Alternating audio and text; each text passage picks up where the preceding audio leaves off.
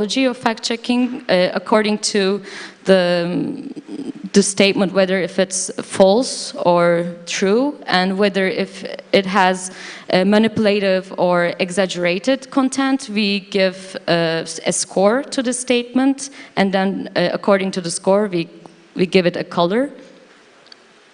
As I said, we had to incorporate more visual content so that we would be reaching to a more audience, and we would be having a more impact. So we started to do some infographics, and we gave importance on the first hand to important subjects where most of the fake news and misinformation had been disseminating.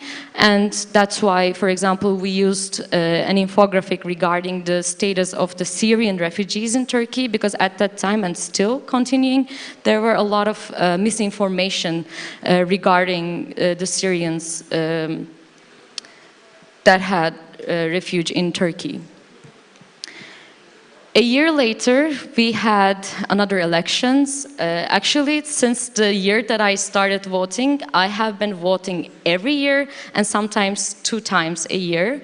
So I think we are getting used to it now. And it was from 2015, we actually had an election, and I was supposed to say 2 because we had a re-election by then as well. And maybe you know it already, that we are going to be re-electing the local elections in Istanbul again next month. So at that time, we saw that the ruling party lost the majority of the votes. So they asked for a re-election, and it was again our time to increase our impact. So we added another format to our website, Hükümetre. It's like a government meter. We track the promises of the government that was supposed to be done by that year, and we came into conclusion that it was only 30% of the promises that the ruling party have given that they actually realized in time. We don't know if it had an impact or not, but they lost the majority of the votes, and in between the 2 elections, we increased a lot of followers and a lot of, for example, views on our website. This is an example from the government meter. And then next year, we had another election in 2017. This time, we went to a referendum to change our political system from parliamentary democracy to presidency, and we all know that how it ended. But at that time, we realized that we wouldn't just rely on giving and spreading our message just on written articles. So we went into YouTube business, and we started to do informative, small video clips. And there are some examples also from further infographics and videos that we used.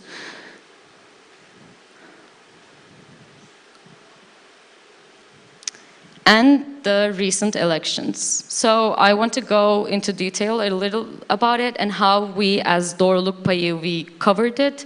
So how can I? It was supposed to play, but okay. So on 31st of March, we had a local election, and for the first time, after 1994, the ruling party lost Istanbul. And it was only after 16 days that the opposition candidate who actually won was given the official duty to start his rule, because the ruling party, they tried to block the results by using several other reasons. They would say that this was the elections with the most invalid votes, but we fact-checked that. It was actually one of the least. They would say that there are a lot of there were a lot of electoral boards that were not actually supposed to be working. We fact-checked that. It's not true. So they tried to use a lot of different points to legitimize the re-election process, and they ended up doing it. So we will be re-electing in a month at 23rd of June. And in the meantime, we gave all of our focus to the local elections. We tried to do comparative analysis of the different promises by the candidates. We also tried to understand why it mattered that much for the ruling party and for Erdogan to lose Istanbul. And we did some analysis of it, and we show to the general public that in terms of the percentage of local municipalities as a share of the GDP, and also the percentage of population to be ruled by the opposition party, it increased a lot. So we believe that that's the actual reason that the ruling party went for a re-election, because they don't want to lose Istanbul. And now we are still working on this local elections. We are only focused on this. And I want to also show, lastly, where we ended up in 5 years. Now we are an organization that have written more than 1,000 analyses. We have more than 350 articles published on our website. We have more than 100,000 followers on our social media accounts. And in terms of contributing to the overall change in the Turkish society and Turkish politics, I think we still have more way to go, and we need more collaboration between politicians, academia, and civil society, but we will continue to do what we are doing. Thank you.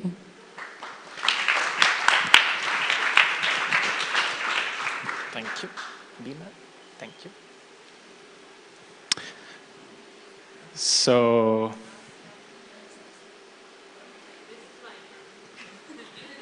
sorry, wrong order then. Sorry. Hi everyone, my name is Anastasia Stanko. I am a journalist from Hromadske. I can translate it into English like as public TV, but we are not only TV, we have website and social media, of course, and YouTube channel, but also the normal channel. And I want to tell you about our president election. No. Okay. Okay, this is our new president. This is all these photos from his Instagram. Actually, he likes to speak with the audience through the posts in Instagram and Facebook, and through the video in Facebook and Instagram, not through the press briefing with journalists, for example. And we don't know many things about what he thinks about, for example, NATO or European Union or something like this. This is also him 18 years ago.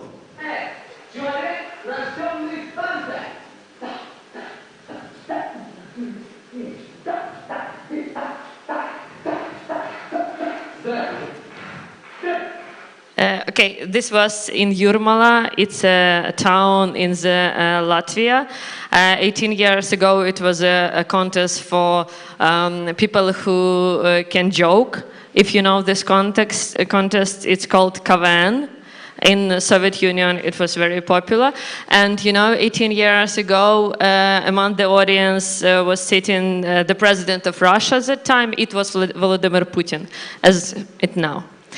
But Volodymyr Zelensky was this dancer, and now he's the president of Ukraine. And you know that we have also the war between Ukraine and Russia in this part of Ukraine, and everyone is waiting what it will be when these two guys will meet each other. Not in that, not like that, but as a president.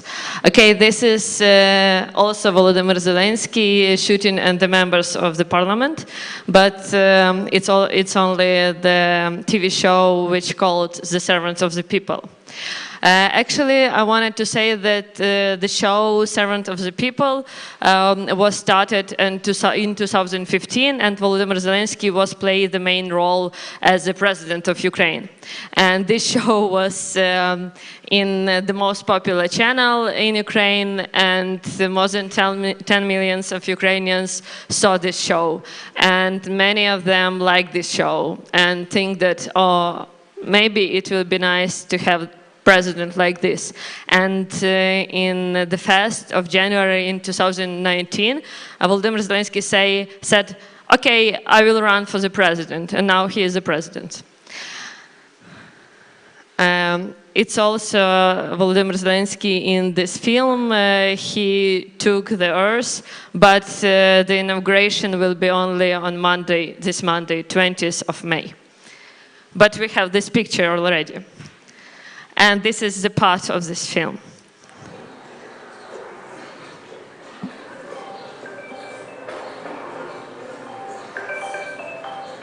Hello? Good morning, Mr. Kologorodko. Can I connect you with Angela Merkel? Yes, you can connect. Hello, my congratulations. We decided to take your country to the European Union. Oh, fuck! I'm sorry, wow! No, you know what? I'm so happy. Yes. Well, thank you very much. All the Ukrainians and all of our country, we've been waiting for this so much time. Ukrainian? Yes, Ukrainians. Oh, I'm so sorry. That's a mistake. I was calling to Montenegro.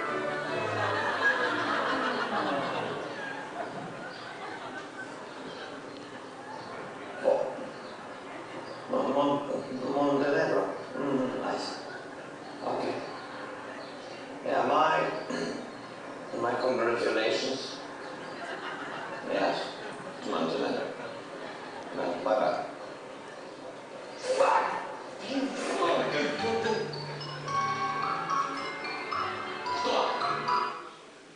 I see you like our president also. Okay, his opponent, 3 days left, acting President Petro Poroshenko. What he did this every time.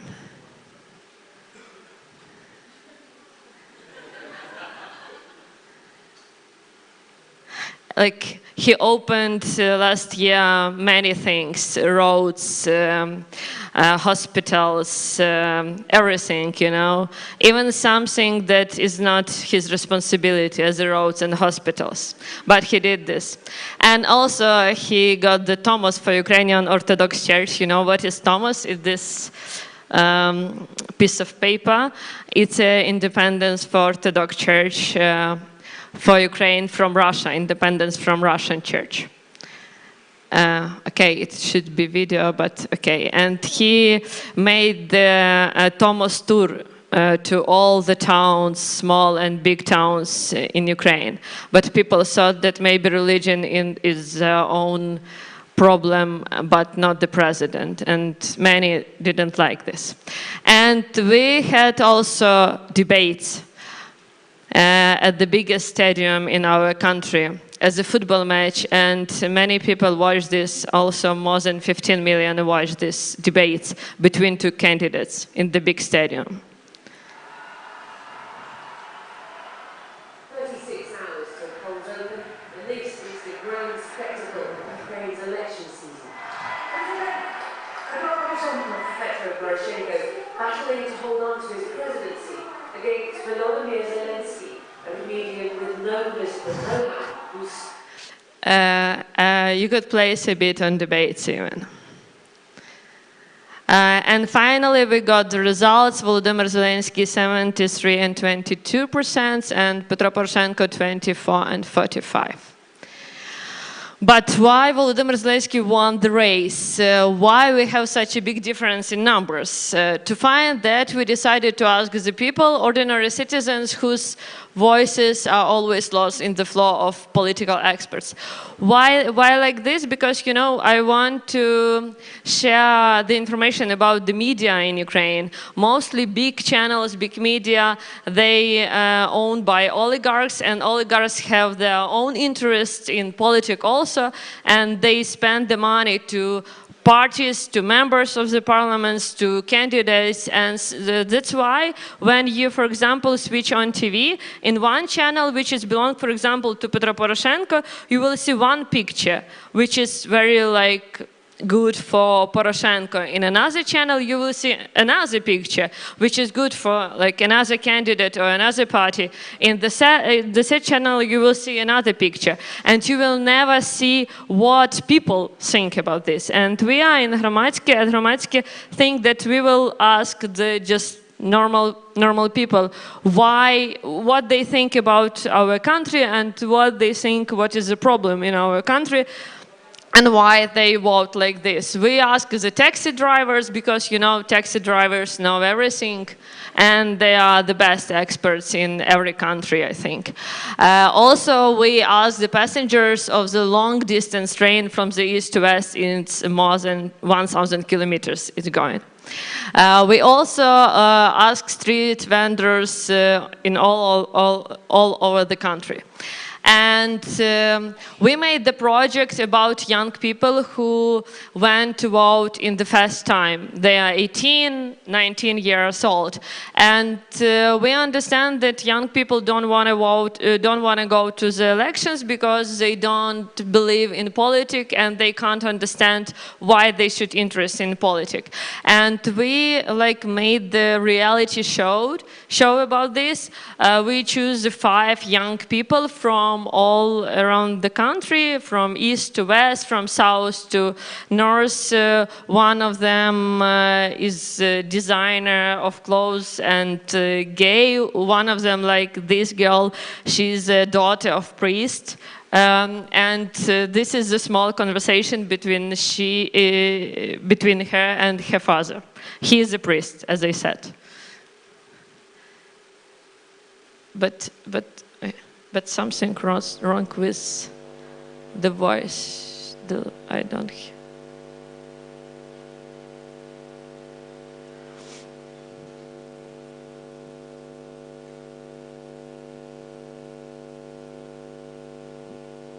Just a second, please.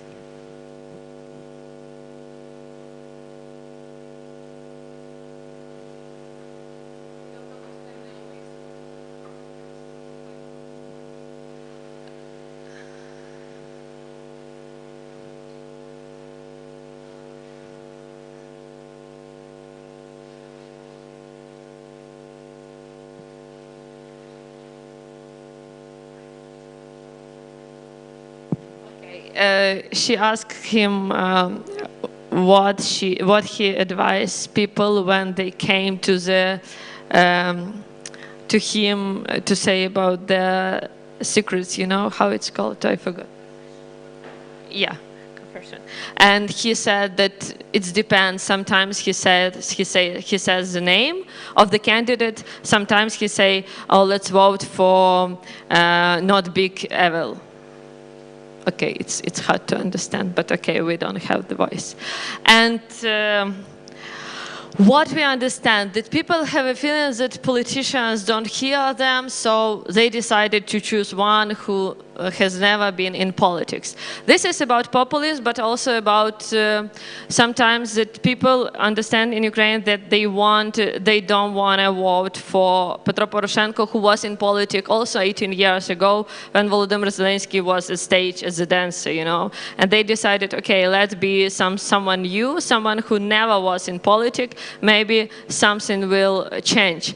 But what also we understand that we should ask the people what they think about our country and what they think about how to solve the problems in our country. And maybe we can explain after that some problems can solve, for example, the president, but can solve the government or the parliament or something like this. And we try also to have fact-checked programs, but with this show about servant of the people, and now there is the party, the servant of the people, and this party has 40 40% of trust of people, but nobody knows who is in the party and nobody cares now. And we understand that fact check sometimes good, but people don't need sometimes fact checking. They just like someone new and wanted to have someone new, and they believe that maybe this new guy can change everything, but maybe no, we will see. Thank you.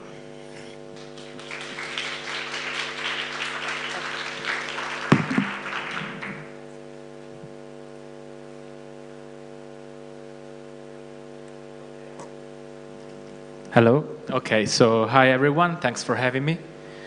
Trying to load the slides, but I can start. So I'm Jacopo Ottaviani. I'm an Italian data journalist. I work in this field since 2011, and I started as a freelancer in Europe, and then since 2016, I started working in Africa as an ICFJ Knight Fellow, working at Code for Africa. So I've been working on data journalism projects that went cross borders for a few years, and some of these projects are still online and are still useful to kind of understand some of the global issues that we are facing as a global society.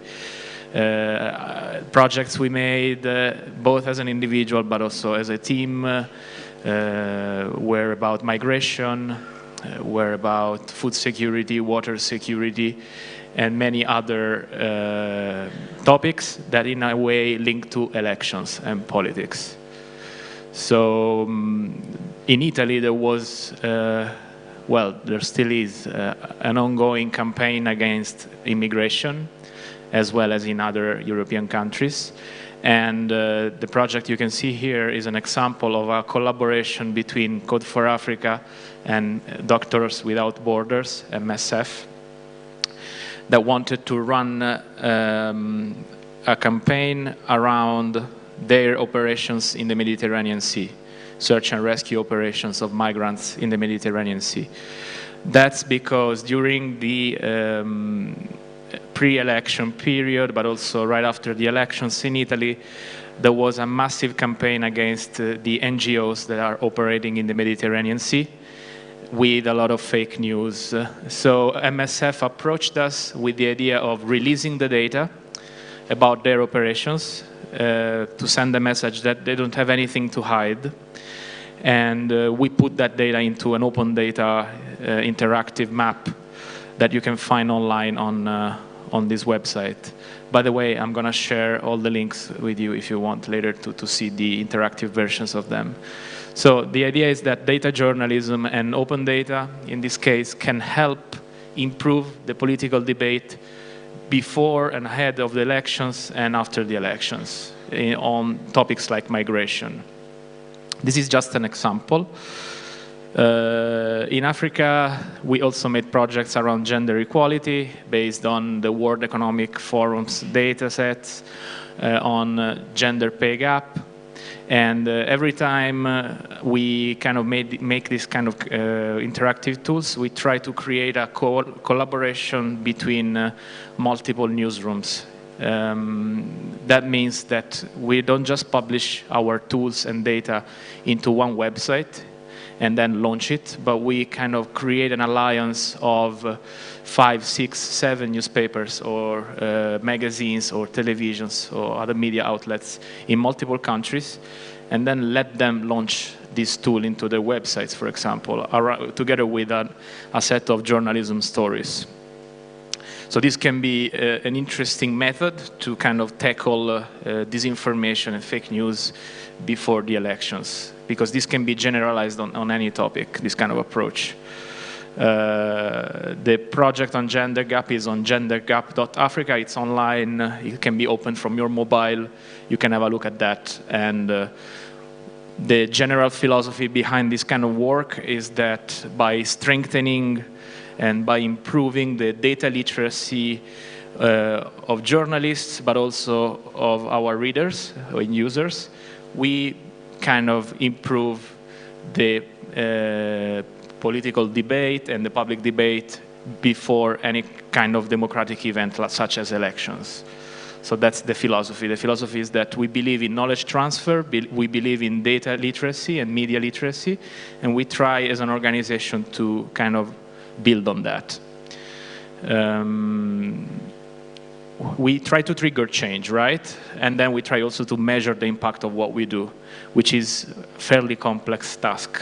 I want to give you a quick hint on how our team works, because I think it can be inspiring for, you know, a network of people who are interested in this kind of work. It can be replicated in other regions, such as in the Balkans. I know that there are similar initiatives already.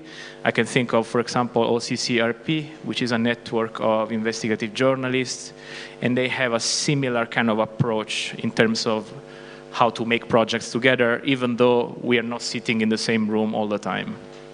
So the knowledge team that I coordinate at Code for Africa is distributed, and it's multidisciplinary. A little bit like Outriders, that has designers, developers, journalists working together from multiple locations. We do the same thing, but between Europe and Africa. And the team at the moment has 8 people. We work on tools like Slack, like Google Drive and Trello, and we try to marry the agile methodology. I don't know how many people here know about the agile methodology. Maybe you can raise your hands, just a sec. So I see that maybe 40% of the audience know a little bit about that. Basically, it is a working methodology coming from the startup world, in which you organize your work with sprints and weekly sessions, but also retrospective analysis after a project gets published, and then it is iterated many times until we get to a level where the project is ready to be launched, and can be done using tools like Slack, Trello, and Google Drive. Basically, people can coordinate on these tools even though they're not sitting in the same room, and can build projects. At the moment, we work as Code for Africa in 6 countries in Africa. So Africa is a very, very large continent and very diverse. If you think that only in Nigeria you have 500 languages, you understand how complex it is to kind of talk about Africa. But very, like being humble, I think we can say that we are operating in 6 countries, such as Kenya, Tanzania, South Africa, Uganda, Senegal, and we are also starting in Morocco. Then we have also some partners in other countries in Africa. And how do we coordinate all this? By basically using the agile methodology. And these are the tools we use. I want to mention one of the initiatives that was incubated by Code for Africa. It's a fact-checking initiative in East Africa, in Tanzania, Uganda, and Kenya. Again, it's a distributed kind of fact-checking initiative with coordinated in Kenya, but with collaborators in these 3 countries. So we kind of incubated it. It's now directed by a Kenyan journalist called Eric Mujendi. And before the elections in Kenya and also in Uganda, there was a massive amount of content being created here, checking, for example, statements by politicians and trying to, again, improve the public debate before the elections and during the elections and afterwards as well. So I invite you to go on pesacheck.org. I know that a lot of people here are into fact-checking, so it might be interesting for you to have a look at PesaCheck. I want to mention also another fact-checking initiative in Africa, which is called Africa Check. And it's active also in Nigeria and, if I'm not wrong, in other West African countries and in South Africa as well. So these are the 2 main fact-checking initiatives I can think of. They're doing like great work, and being a continental organization, Code for Africa has to deal with a lot of elections, because if you work in 6, 7, or 8 countries, elections are like cyclically happening in these countries. So we try to build initiatives that can tackle, the large picture and not just one specific event. That's why we incubated PesaCheck, because then it can run on its own without our direct intervention. Weekly calls, retrospective analysis. I think I'm going to skip this because I want to save some time for questions. And we have a number of success stories. So how do we measure the impact of Code for Africa? So we can start on a micro level by seeing, for example, how an individual journalist in one of these countries gets like his or her career boosted after he or she joins one of our data trainings. At the moment, we have an academy program which is running in 30 media outlets all over the continent. So we have trainers in all the countries I mentioned, and these trainers go into newsrooms to kind of expand the journalists' data literacy and kind of introduce new formats, try to kind of maximize the impact of their journalists.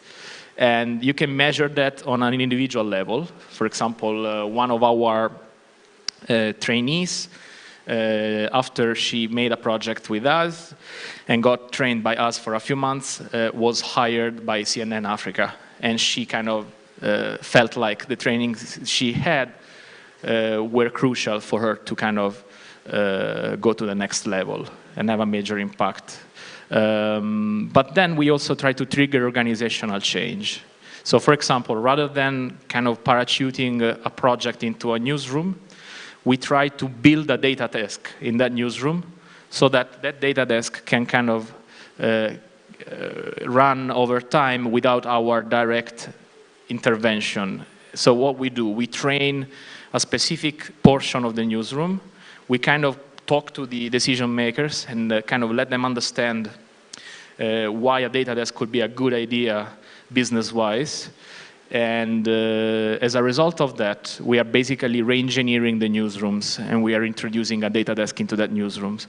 So we have examples of data desks that have been working a lot during elections all over Africa, because basically we teach them how to research the data, how to clean the data, how to process the data, and then how to visualize it on interactive maps or infographics. We kind of drive them through all this process of data journalism, and then they can apply it during the elections. So again, I want to stress this point. We want to improve their data literacy because we believe that by being enabled to process the data and kind of select the data correctly, we improve the public debate during key times, like during the elections in any country. And then finally, societal change, which is the most difficult to measure. So we believe that by kind of raising awareness around key topics like migration or public health or vaccinations or others, we kind of improve the society, or we trigger a policy change. This is very ambitious, but we believe that, by kind of developing and implementing all these type of projects, we can get some kind of societal change and possibly positive change. So I have 3 minutes left. So I would love to have your questions, but thanks for listening. Until now, those are my contacts. Thank you.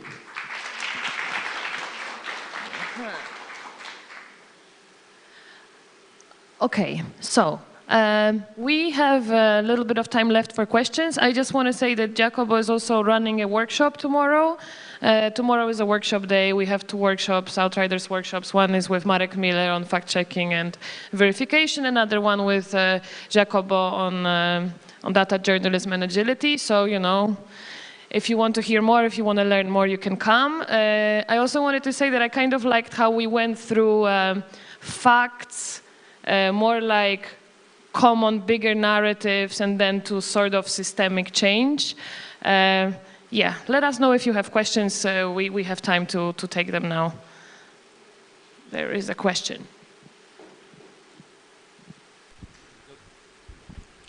Yeah, thank you for your presentation. Thank you for the panel.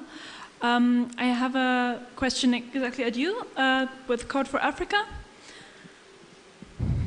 Okay. I've seen that in your sponsors. There's also the Google News Initiative, Yes. which at the moment is investing heavily in a lot of news outlets and a lot of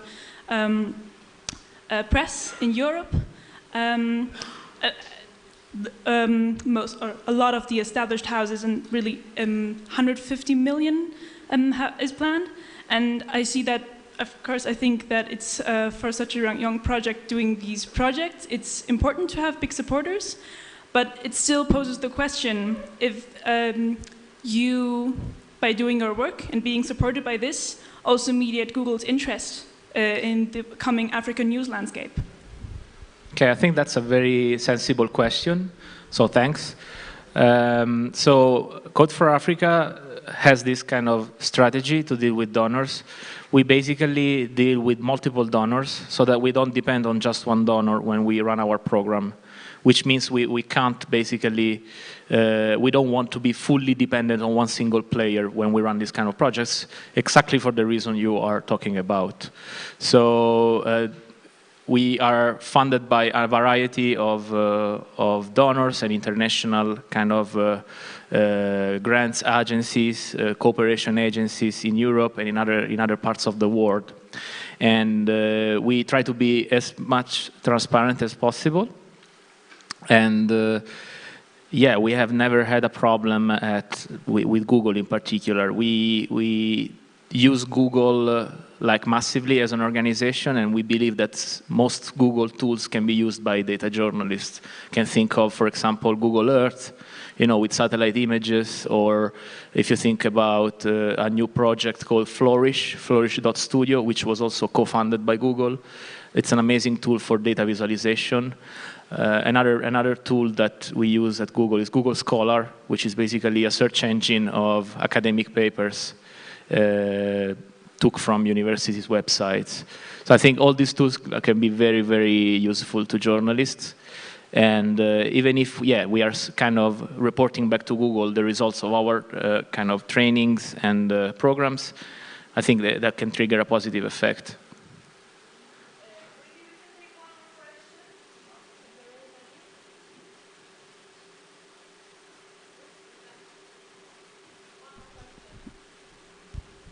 Hey, my question is also about Code for Africa. So you guys are teaching people how to code, and are you guys working on the lines of forensic architecture or something, if you know what that is, forensic architecture? Excuse me, what architecture? Forensic architecture. Forensic architectures? Well, no, we're working on forensics analysis of open source data. So that's what we do, but not exclusively. Okay. But I think we should also have a question for the other two panelists, if we have time. Would be nice. I am afraid that that the time is up, so probably what I would recommend is to talk to our great panelists during the remaining time and the party. I just wanted to say that we have this as Outriders Network database of over 860 interactive stories, many of them on elections. So if you want to get inspired, check it out. There's going to be a lot more about elections there. Thank you very much. Thank you to the great speakers. I'm very happy you came.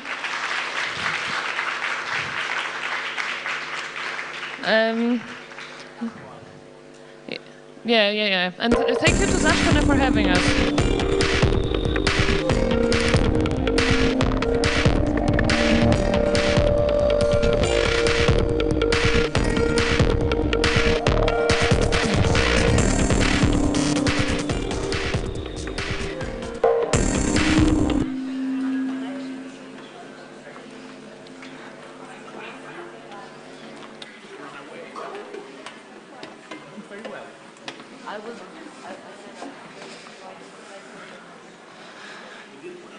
Before we proceed to our next